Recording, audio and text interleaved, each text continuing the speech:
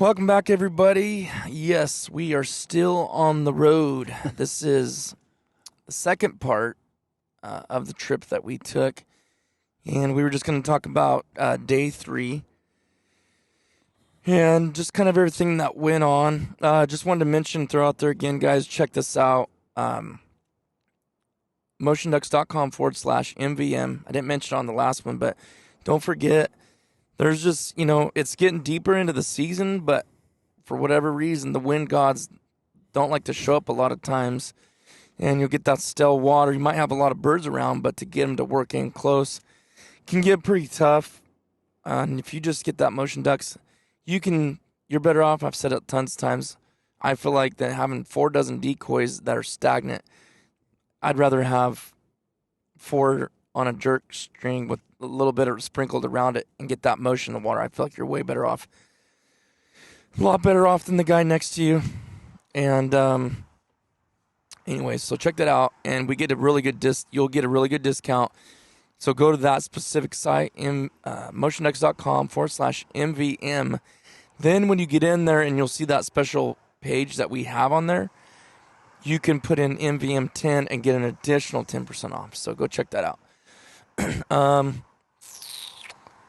So let's go ahead and roll into day 3.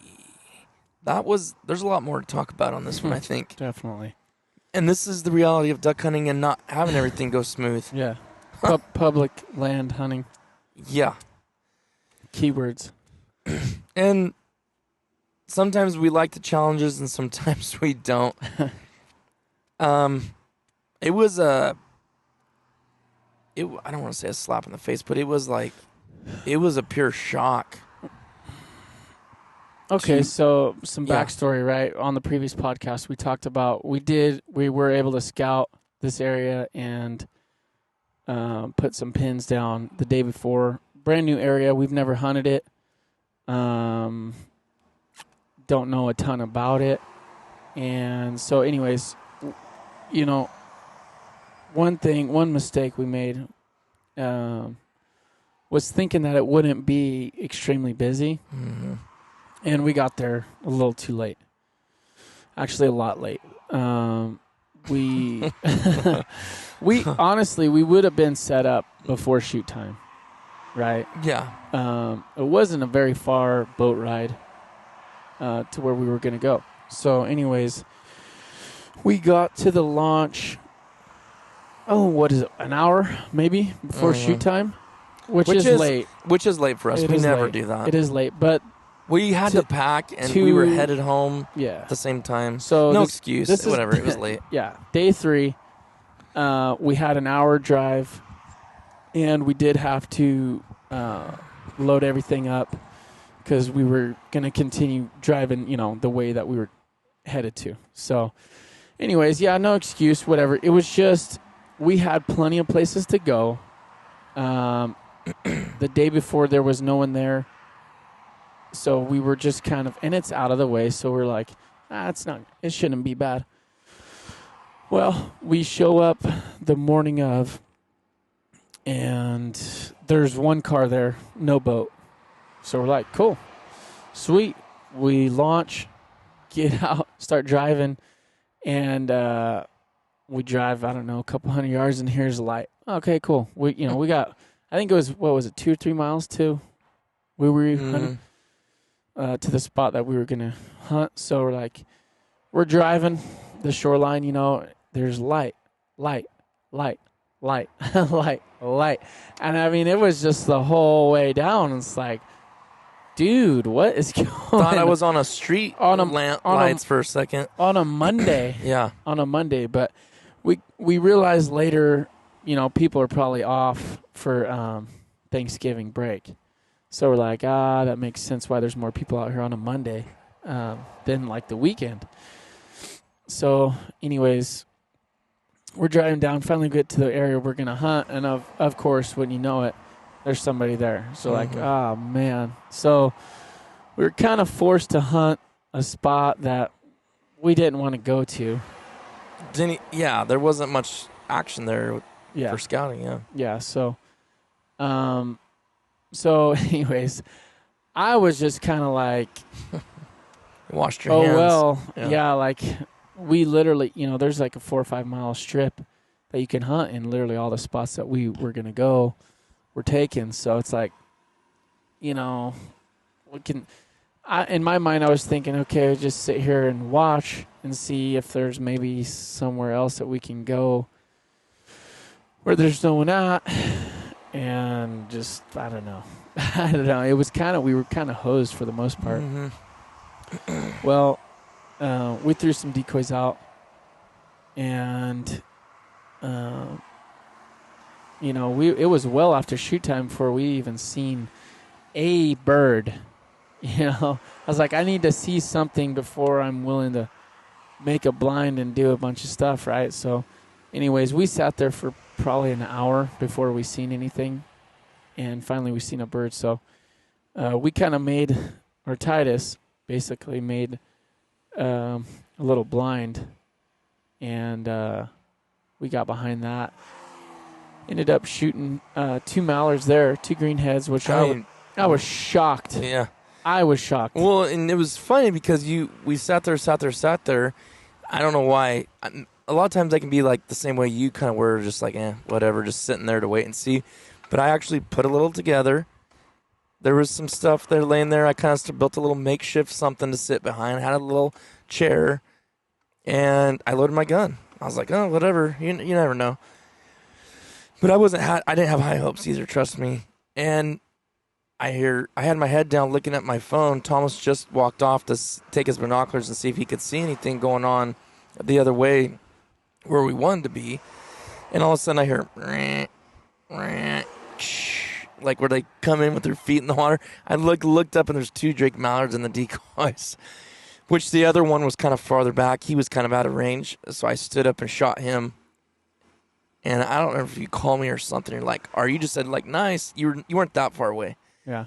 Then you came back and said, what'd you say on that first time? Did you say you're seeing some birds starting to fly down there or something?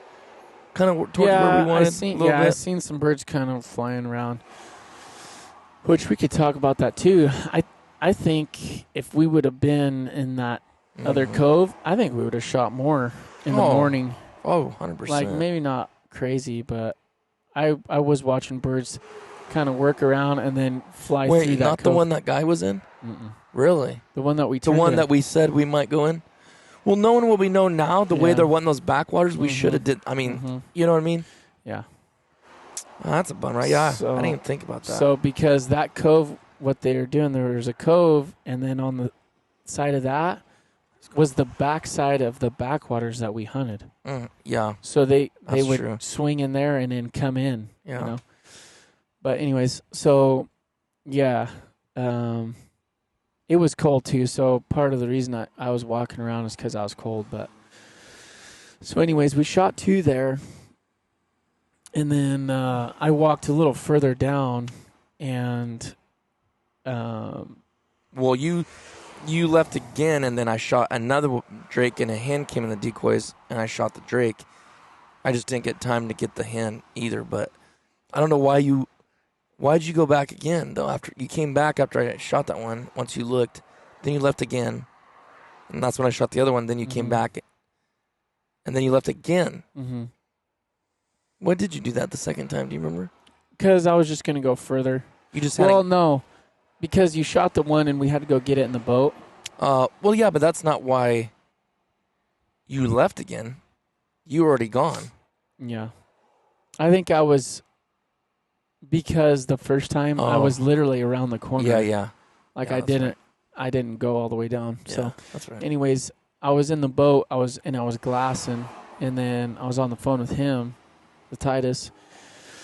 He shot one that wasn't completely dead, and going back to what we said on the last podcast with deep water, you got to be careful with your dog and with a bird that's not completely dead. So at least Rocky, and let me add in there, because you were gone, I sent Rocky, and this shows once a dog gets experience, they know, because the first time I sent Rocky on a retrieve on a river system where the dog's never experienced, Thomas said it last night, we were talking to Jake about Kelly, and it's like, we just reiterated, you got to make sure the bird is dead before you send your dog. because you could get into a really bad situation with your dog out there a long ways away. Well, Rocky was like at least 400 yards the first time he ever experienced that, but the drive in him kept him going. I did everything in my power to get him to come back, but at that point he couldn't hear me, and I had to let him go too far. This time, I don't think Rocky went, because the dog realizes too when they're dead. I know Rocky realizes because he can see if they're barely moving. He's getting closer and closer, and then he knows he's going to get it. Well, this time, and I put 2 more in it, but it was started getting so far away that those pellets weren't even hitting the bird. But that bird was flapping so fast, I couldn't even believe how fast it was moving. Rocky got about 150 yards out there and just turned around, swam back. He's like, nope, forget it. You can have it. Yeah. So I just thrown that in there because at least now he's had the experience. He's learned his lesson. Yeah. Sure. Yeah. So anyways, we retrieved that one out of the boat. And so we had hid the boat a couple hundred yards up the bank. So I took the boat back to where we hid it, and then I kept walking further away to just like I said, kind of scout and see if I could see birds, what they were doing. Mm-hmm. So anyways, I was walking further, and there was a guy with his 2 kids walking out of the spot where we actually were going to hunt or planning to hunt. And I talked to him a little bit, and he was a nice guy and had his 2 kids going back to Thanksgiving break. And so we ended up moving. He was telling us, he's like, yeah, they birds, they want the backwater. So we ended up taking the boat over there, finding a spot in the backwater, and set up. We just threw 2 dozen out, and our hide was not the best, which hindsight, Titus actually suggested hunting this other like point-looking dill, but I think I was just in a rush to just set up. So there was a lot of birds flying. I mean, I totally get that. It was like bulrush. Mm-hmm. I don't know if that's a proper term, but they're real long, skinny shoots with the fluffy things at the end. Mm-hmm. I'll say bulrush. I could be totally wrong, but yeah. It would just. It doesn't mean we would have done better, but maybe we had better hide. I don't know. So the dill issue we were dealing with was a lot of widgeon, and I mean, in my experience, I know it's probably different in all places, but just for whatever reason, those widgeon, they just love to be way out in the middle of open water. So some widgeon they were decoying right in. A couple we shot were nice, but so how do we want to start? We threw the decoys out, hid the boat. And actually, meanwhile, birds are flying everywhere. Literally the entire time. That's which makes you like feel very anxious. Rushed.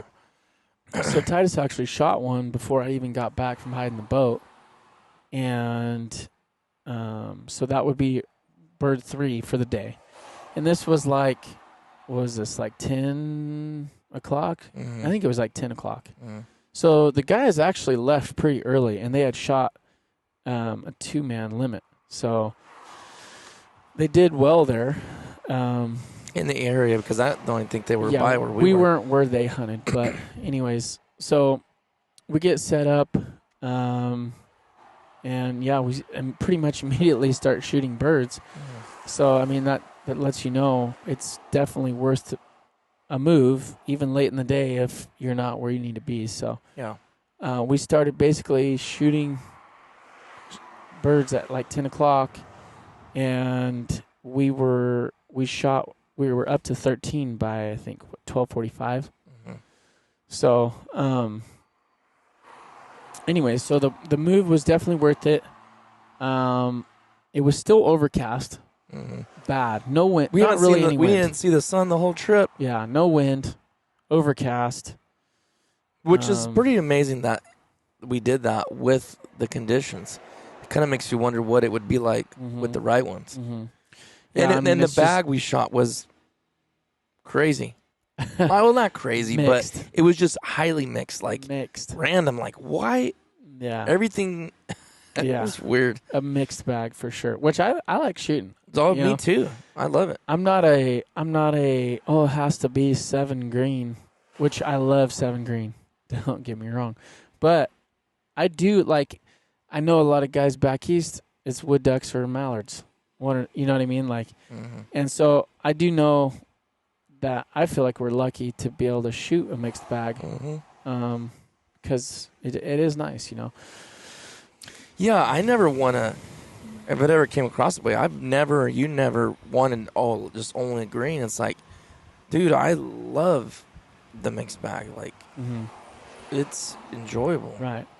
It's fun. But anyways. So what was it? It was cans, ringnecks, mallards, a ringneck, widgeon, gadwall. We didn't shoot any teal. Did you say widgeon?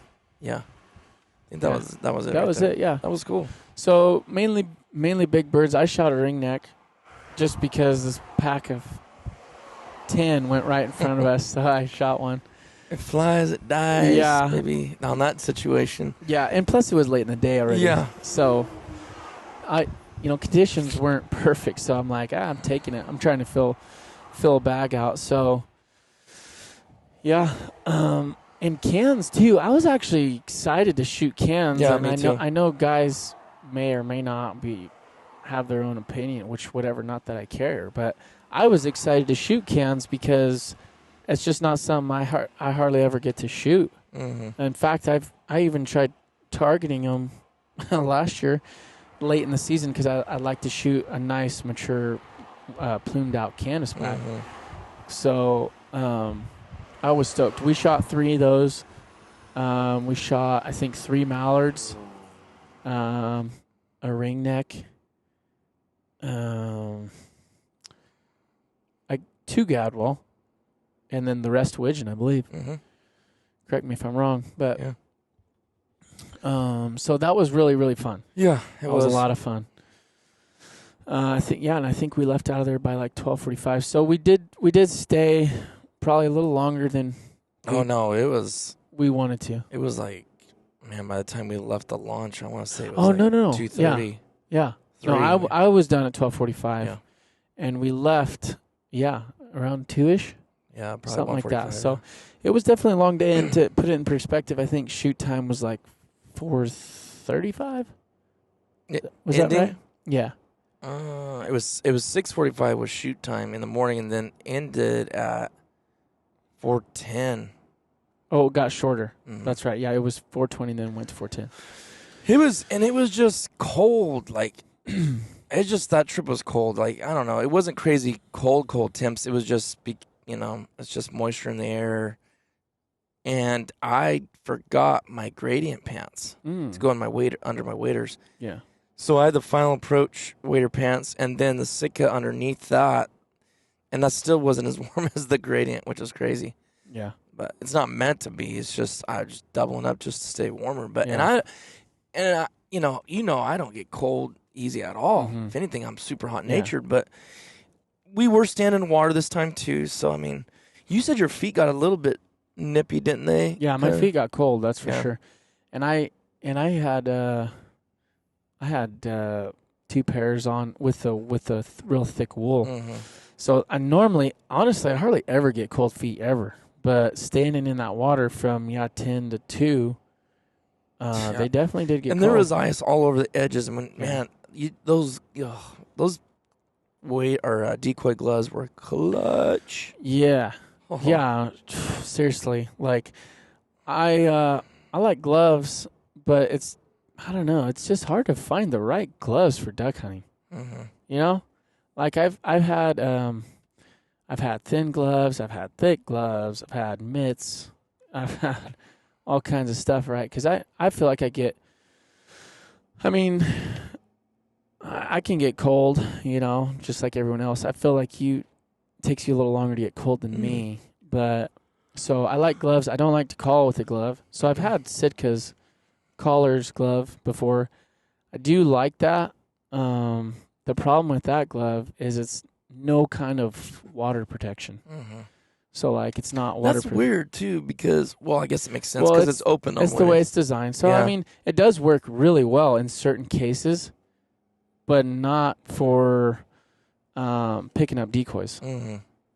So, it works good hunting-wise, because it's got that basically a pocket on the back of it, and you can shove your right hand or whichever hand you call with.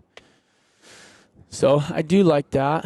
But, man, this trip, the FA, I don't know what the exact term for them is. The gloves? They're, FA decoy. Are they the Branta gloves? Branta. I think that's the name of them.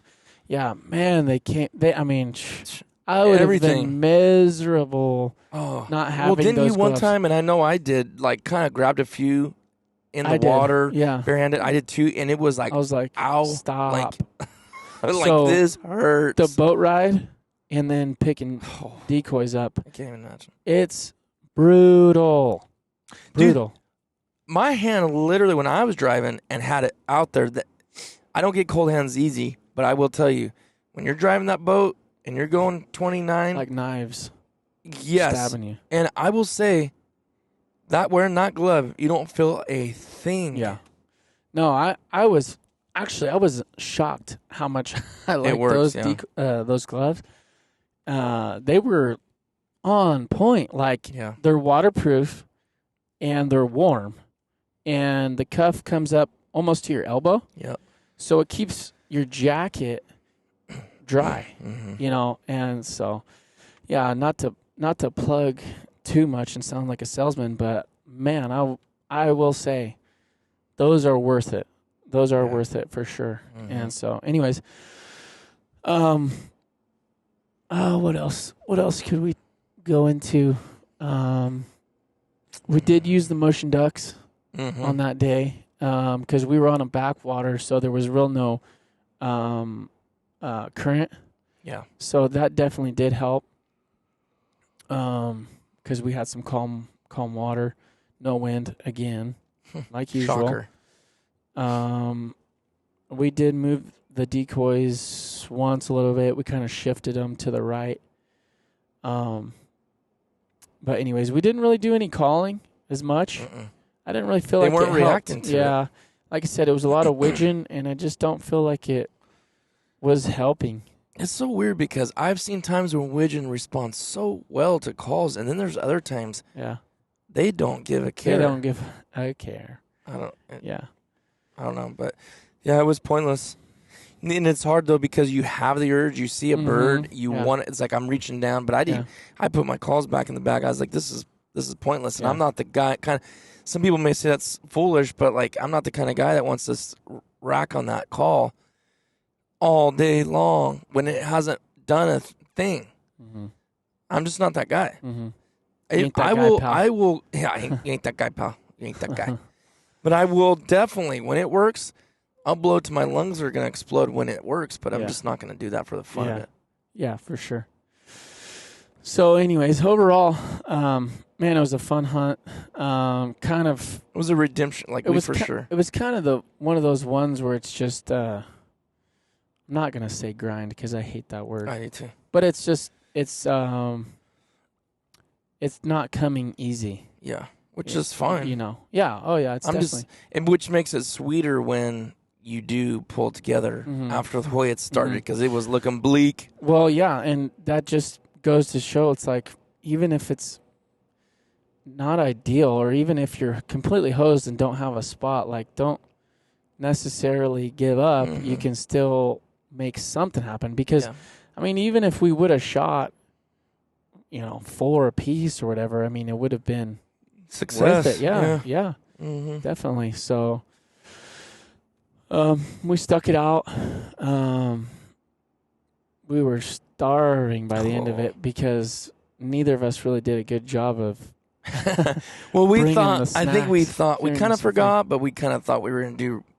We never said to each other, well, we're going to get them in the morning quick. We never said that, but I think we just thought, we're not going to hunt all day. Let's just. Yeah. And then, it ended up turning into a long day, and I started getting hangry. Yeah, I told Rocky to mind his P's and Q's, dude. He better do exactly what he says. Like, Because I was hungry too. Like I was starving. It, like you said, it kind of went away. Those chocolate covered Nutter Butters came in clutch. Dude, have you ever had those Those before? were so good. No, Dude, I love Nutter it's Butters. my favorite. But actually, the chocolate with the Nutter Butter actually sets it like On a whole nother level, son. yeah. I don't want to say sets it apart, but it's like it adds so much to it. It's like, dude, it's good. Why is there so much traffic? I don't know. I don't get it. Don't get it. Oh, I agree with you. No, I will say this. There's something better than that. That's covered. And it's Oreos, not the ones you bought, the white ones. I didn't get those. You bought those. Remember I threw it in your back, your cart. Oh, yeah. Because I already bought the other ones. I'm like, dude, I didn't see these. Buy these two. Let's try them out. Yeah. Those were okay. I didn't even try them. You didn't try them? I ain't even right interested. Here. Eat one right now. No. I ain't interested. No, but dude, you don't like Oreos? I ain't white chocolate. No, I love Oreos. Okay. I like double stuff. Dude, my friend from work bought them for the first time. They blow the Nutter Butter. As good as those are, you will not be able to stop eating them. They're rich. Do you like dark chocolate? Yeah. I mean, like, yeah. They're good. I'll find them. I'll What is it? give it to you for Christmas. It's Oreo, but it's covered too. It's nothing like those other ones. I was expecting those to be good. Those were not that good. So dark chocolate covered Oreos. But there's they have something else inside, like to make. It's just, dude. See, it's killer. that might be good because it offsets like the sweetness of the filling. Dude, they're amazing. So, because dark chocolate's slightly bitter, right? Yeah. Kind of. It can be. Yeah. Kind of. Yeah. It's got that different But taste. then with the sweetness in the Oreo, it's probably a match made in heaven. Dude, I'm telling you. I'm hungry right now, so it sounds really good. I'm actually starving right Are you? now. I know. I was wondering if you Yeah. want to. But dude, this traffic is killing us. Yeah. Hold on, I'm pulling these bad boys up because I might help some brothers out here listening to this episode. Is there anything else we can? Any lessons learned? I used to always try to do that, and we haven't done that really on these Lessons recaps. learned. Lessons learned. Be friendly. The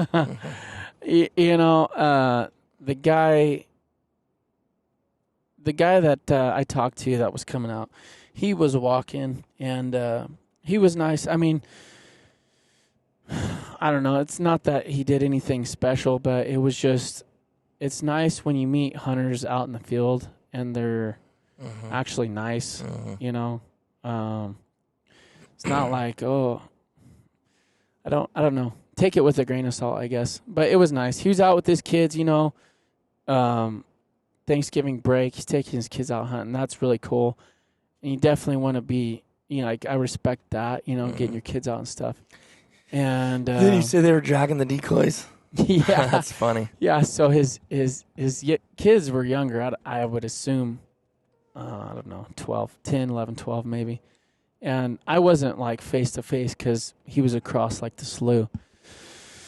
But anyways, just brief conversation, you know, typical conversations guys have out in the field. And but anyways, it was nice. And lessons learned, you know, it's definitely worth it to make a move if where you're at's not producing. Other Get there earlier. Other than that, yeah, that's a good one. Yeah, don't get comfortable. Don't ever get comfortable. You can't you cannot complain. Hunting. That is the one thing you can never assume. And there's you times can you can get like that, early. especially when you have a boat. You think you kind of got a little upper hand. When you kind of do in some ways, doesn't mean you can get lazy though. Not always. And that's what I told him. I said I was so mad at myself for being too comfortable. I was just going. I wasn't mad at no one. I wasn't mad at no one. This is no one's fault. It's mine. Yeah. It's like, why do? Right. Come on. Like. Yeah, you can't be mad at that guy that drug his 2 kids out there before you. Yeah. You gonna be mad at that? No, you can't be. It just kind of makes me wonder. Like, you just gotta be there. You know, you gotta be there. So, anyways, those are some good lessons learned that we probably know already, but you just get, when that happens, you always get reminded. Yep, you're like, did I just do that again? So, but anyways, overall, I will say, I was thankful nothing too drastic happened on this trip. We had an amazing drive there for the weather that had been before. We forgot about the boat thing. Oh, yes. We have to say that. I just remember. And that was on day 2.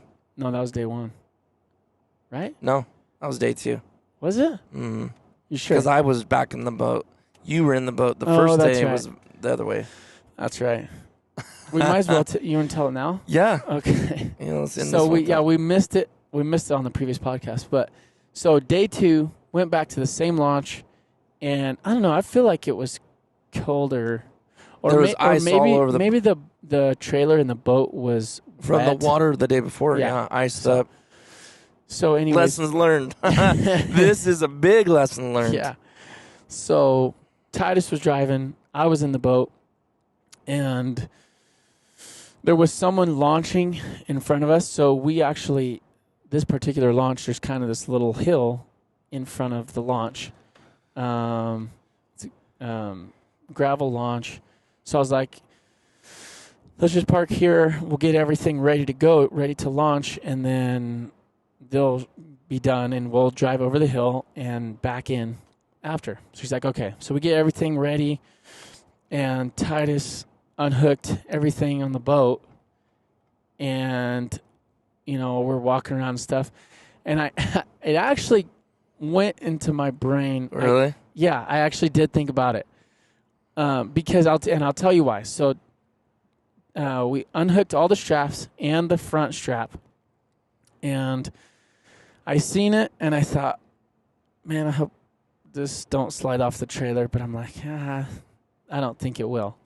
So, and the reason I thought that is because I've had, this is my 3rd boat. So, and Titus has boats. We've had boats forever, and it's always been in my brain, like, when I take the boat down the launch, because our normal lake, it has a really long, steep boat launch.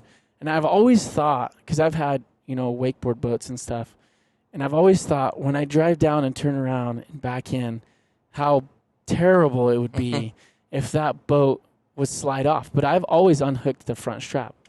Which I don't know if I'll do that anymore. I wouldn't. Ever. Just what's the point? On this boat specifically? Any boat now. It's almost like there really is no reason to do that. That's stupid. There is no point. You're risking it. But anyways, it came to my brain, but I was like, nah, that ain't gonna happen. So, but I don't normally launch in 20 degrees wet. So frozen. Yeah. Boat trailer. So anyways, I get in the boat because I was gonna drive the boat, and Titus gets in the truck, and we drive up and over this. It's a small hill, but it's pretty steep. So he starts driving up. Slow, too. Yeah. I was going super slow. And it's the weirdest feeling when I'm sitting in the boat and I stop moving and I see the truck continue to go. And immediately... I bet it took you a second. No, immediately. I knew what was happening. I go, thank God he had the window down. Because I go, hey, stop! Making noise, right? And luckily he stops. He had stopped, but basically what happened once that trailer hit that incline, what is he doing back there? The boat just slid back probably, I don't know, 3-4 feet. Dude, more than that. The back of the boat hit the ground. It slid off far enough. I was worried that strap wasn't going to reach far enough. Yeah, you're right. It probably was at least 6 feet. Yeah. So we almost dropped the boat off the trailer. Oh, completely. It was close. So, but what was funny was it was so cold, iced, and wet that we ran that front strap out, and Titus pushed it, and it literally just went right back on, like no issue. But yeah. And honestly, to the credit of having a surface drive, obviously didn't do anything to the motor or anything. Dinged the prop just a little, but not much. Yeah, I mean, not we've dinged it worse on rocks. Let's put it that way. Yeah, and it's a flat bottom, So, even if even if it would have came completely off, I still don't think it really would have. It would have obviously scratched and damaged the boat, but we wouldn't have been completely hosed because we could have pulled it up and over and put it in the water. But that's the nice thing about having such a light boat, you know, And flat bottom. and a flat bottom. And aluminum. If you had like a V hull or something like that, now you're in probably trouble. in a little bit worse shape. But overall it didn't. It was a close call, but it didn't do anything. It's so funny. It was like we didn't even it wasn't like no catastrophe the way we treated it. It was just like, let's hook it back up, put it back on. We got off and took off and never even really talked about it again. Yeah. Later we were like, that could have really made the morning bad. Yeah. Well, I mean, worst like you said, case, I don't think it really would worst have, case, we were probably 80, 90 yards from the water. Mm-hmm. And I tell Tice, I said, I got chains in the truck. We could have just hooked onto the eye in the front and just pulled it into the water. Yeah. You know, it wouldn't have been that big a deal, but yeah, it was definitely a little scary at first, like, stop. But anyways, it was all good. Here it is, son. Look at those puppies. Fudge covered. Oh, Fudge. So, guys, look it up. Fudge covered Oreos. Oh, there you go. I'll show you guys. Hook you up. I don't know if that'll Focus. Might have to go back further. But anyways, Yeah, there you get they the are. hint. They are delish. Those look amazing right now. Oh, 'cause I'm man, starving. they melt in your mouth, too. They're so good. But all right, well, hope you guys enjoyed this episode, and we will see you on the next one.